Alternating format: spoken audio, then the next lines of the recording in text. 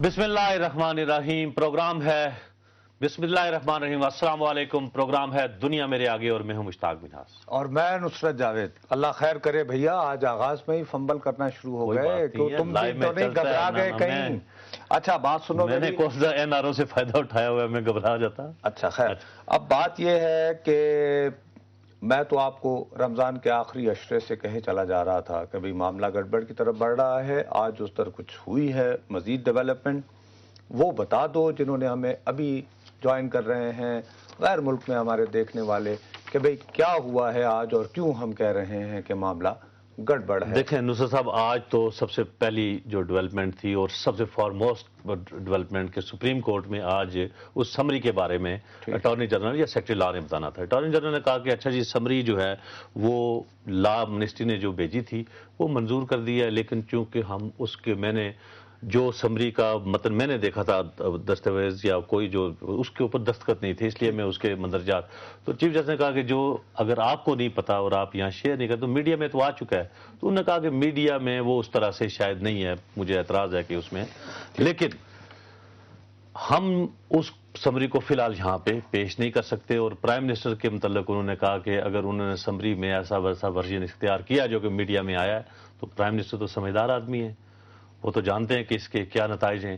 یہ صورتحال ہوئی اور پھر 27 تک معاملہ تھوڑا سا آگے چلا گیا. منڈے بتایا جائے گا کہ وزیر اعظم صاحب کا کیا موڈ ہے.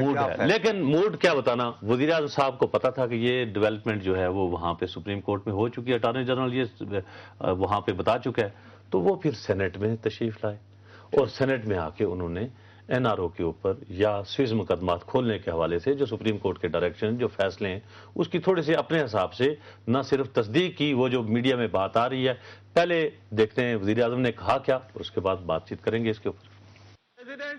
Parliament is the Senate, parliament is the National Assembly of Pakistan. جب تینوں ملیں گے وہ مجلس شورا بنے گی, اور اگر اس تین میں سے ایک اگر پلر نہیں ہے تو do you believe that that's the parliament? That's not the parliament.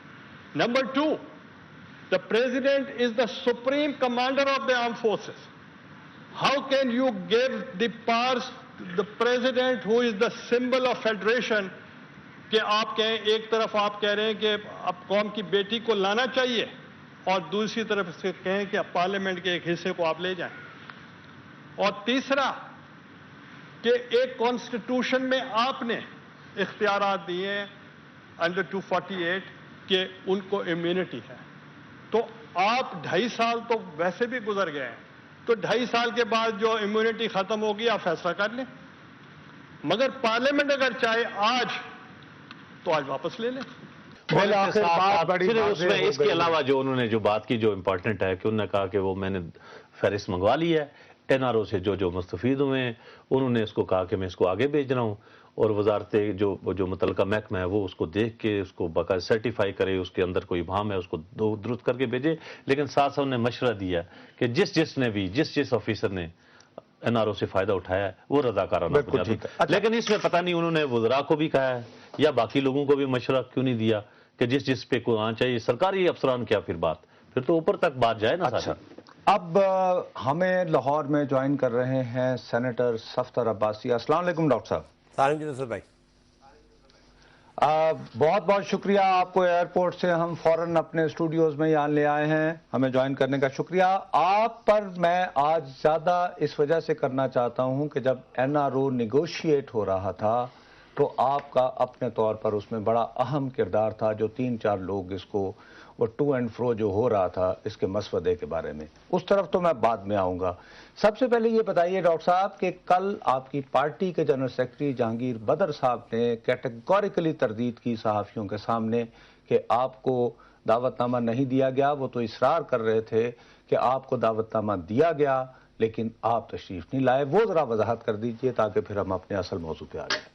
نصر بھائی, بات بنیادی طور پہ یہ ہے کہ میں جب سے یہ انفیکٹ اخباروں میں خبر چھپی تھی اور یہ سی میٹنگ کافی عرصے بعد ہو رہی تھی, تو گو کہ میرا اختلاف رہا ہے. میں جو اس وقت پارٹی کی اپنی سوچ ہے اس سے میں اختلاف بھی رکھتا ہوں اور اپنی بات کو کہتا بھی رہا ہوں, لیکن تو میرا بڑا دل تھا کہ میں جاؤں اور میٹنگ میں جا کے اپنی جو بھی میری پوزیشن ہے وہ واضح کر کے رکھوں جو نا حکومت کے سامنے اور اکابرین کے سامنے، پارٹی کی قیادت کے سامنے، تاکہ جو نا کچھ اصلاح ہو سکے. میں سمجھتا ہوں کہ کچھ چیزیں ایسی ہوئی ہیں گزشتہ دنوں کے اندر جو کہ اصلاح طلب ہیں، اس کی وجہ سے کافی پرابلمز بھی آئے ہیں. ٹھیک.